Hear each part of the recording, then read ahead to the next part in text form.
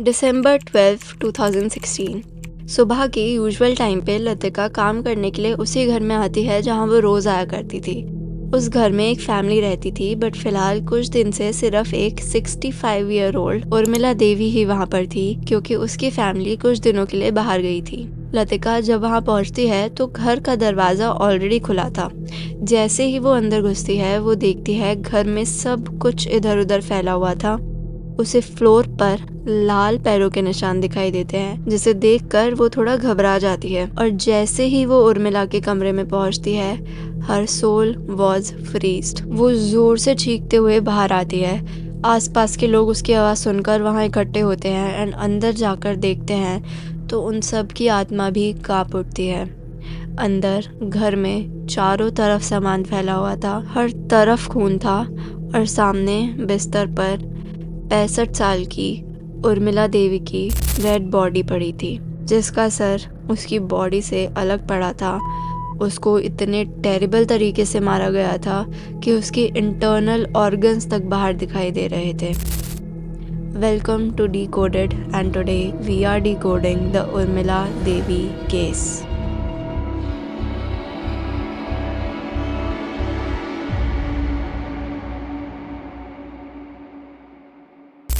उर्मिला देवी अपने छोटे बेटे बलराज के साथ साउथ कोलकाता के बेलीगंज इलाके की सब लोकेलिटी गरचा के फर्स्ट लेन के एक घर में रहती थी। उर्मिला देवी के 3 बेटे थे, जिनमें से उसके सबसे बड़े बेटे मनदीप की ऑलरेडी 2014 में अननोन रीजंस की वजह से डेथ हो चुकी थी। उसका दूसरा बेटा दीपक अपनी फैमिली के साथ दूसरे शहर सिलीगुड़ी में रहता था और वहीं उसका अपना बिजनेस था। वो अपने तीसरे और सबसे छोटे बेटे बलराज और उसकी फैमिली के साथ रहा करती थी। 9 दिसंबर को बलराज और उसकी फैमिली को किसी पर्पस से आउट ऑफ सिटी जाना था, तो उनकी एब्सेंस में उर्मिला का ध्यान रखने की और उसके खाने पीने की रिस्पॉन्सिबिलिटी उसकी सबसे बड़ी बेटे की वाइफ डिम्पल ने ले ली। डिम्पल अपनी 2 बेटियों के साथ रिची रोड के पास एक अपार्टमेंट में रहती थी। उसकी बेटी का नाम कनिका और गुंजन था। Kanika was about 17 years old and Gunjan was a special child। अपने चाचा की एब्सेंस में कनिका ही रोज अपनी दादी को खाना देने आया करती थी। उर्मिला की बॉडी मिलने से एक रात पहले 11 दिसंबर की रात को भी कनिका about 10:30 अपनी दादी को खाना देने आई थी। इनफैक्ट खाना देकर उसने उसकी नेबर देबोलिना के घर जाकर ये भी कहा था कि मेरी दादी की तबीयत थोड़ी खराब है और वो मेरे साथ हमारे घर चलने से मना कर रही है। मैंने उन्हें खाना दे दिया है, आप उनका थोड़ा ध्यान रखना प्लीज। एंड देन ये कहकर she left for her home. But उसके जाने के बाद ऐसा क्या हुआ, ऐसा कौन वहाँ आया और उसकी उर्मिला देवी से ऐसी क्या दुश्मनी थी कि एक इतनी ओल्ड एज लेडी को इतनी बेरहम मौत दी गई। पुलिस को जब उर्मिला की बॉडी मिलने की इन्फॉर्मेशन मिली तो पुलिस वहां पहुंची।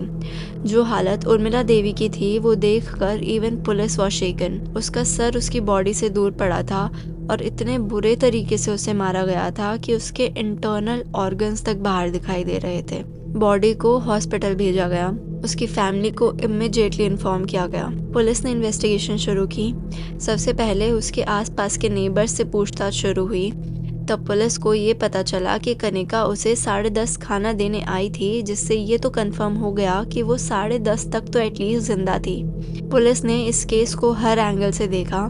उन्होंने सोचा कि हो सकता है चोरी या लूटपाट के लिए ये सब किया गया हो, पर अच्छे से इन्वेस्टिगेशन करते हुए ऐसा नहीं लग रहा था, क्योंकि घर से एज सच कुछ ज्यादा कीमती सामान गायब नहीं था। ऑल्दो सामान सब फैला था, थोड़े बहुत पैसे और ज्वेलरी भी गायब थी, बट पता नहीं पुलिस को वो सब देखकर ऐसा लग रहा था कि वो सब सिर्फ चोरी हुई है ऐसा दिखाने के लिए किसी ने जानबूझकर किया हो।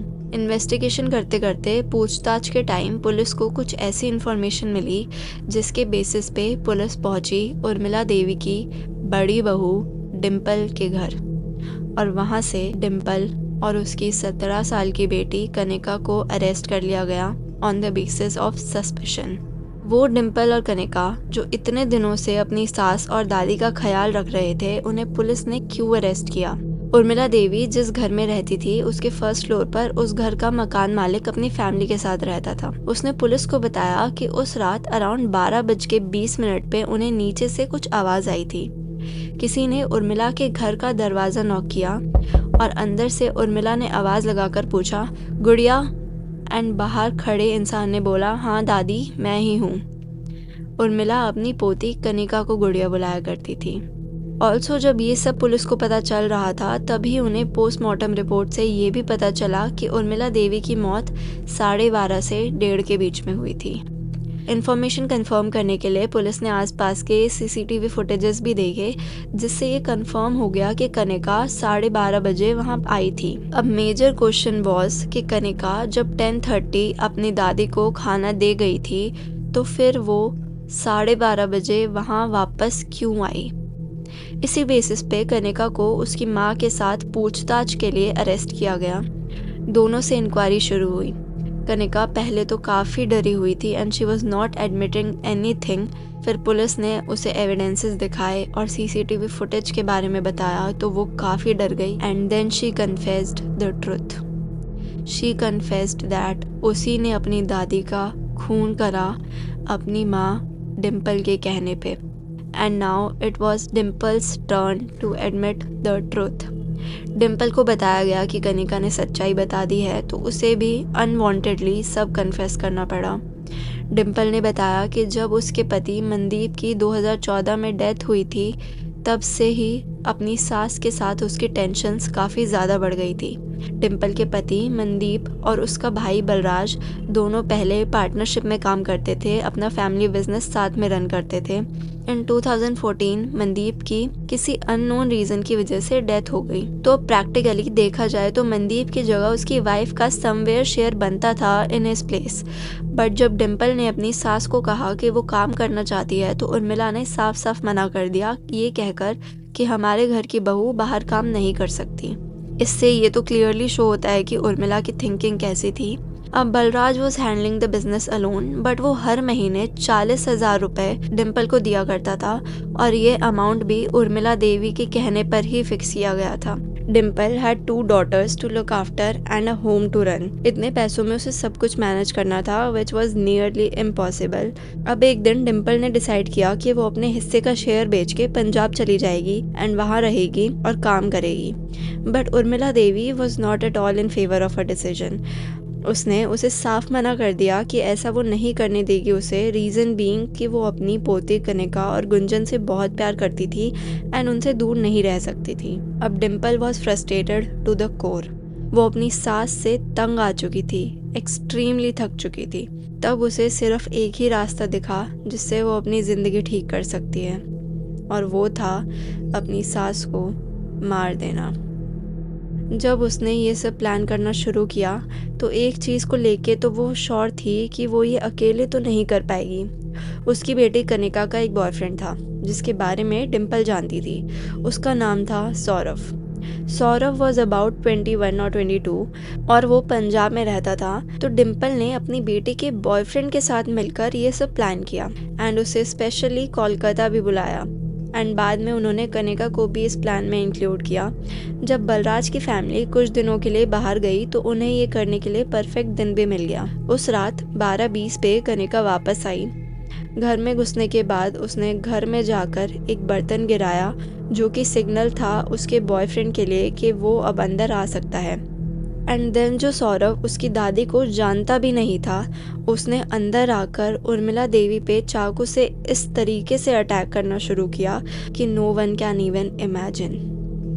और कनिका, जिसको उसकी दादी बहुत प्यार करती थी, उसी कनिका ने तकिए से अपनी दादी का मुंह बंद किया एंड सौरभ मर्सीलेसली उसे मारता गया, इतने बुरे तरीके से कि उसके internal organs were visible and उसका सर भी बॉडी से अलग था।